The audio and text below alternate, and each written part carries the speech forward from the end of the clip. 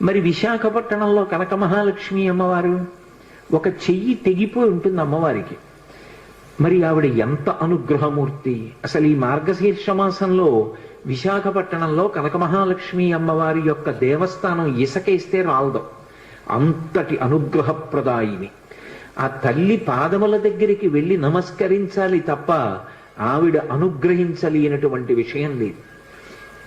ఈ మధ్య కాకినాడలో నాకు అత్యంత ప్రాణ సమానమైనటువంటి మిత్రుడు, అతన్ని గుండె ఆపరేషన్ చేయడానికి థియేటర్లోకి తీసుకెళ్లారు అని చెప్పి డాక్టర్ గారు నాకు నా ఫోన్కి మెసేజ్ పెడితే, ఆయన్ని రక్షించుకోవడం నా చేతిలో ఉంటుందా?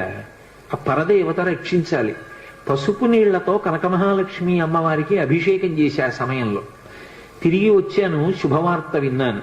ఆ తల్లి గొప్ప అనుగ్రహప్రదాయిని. ఆ తల్లి ఏమివ్వలేదు, ఏదైనా ఇస్తుంది.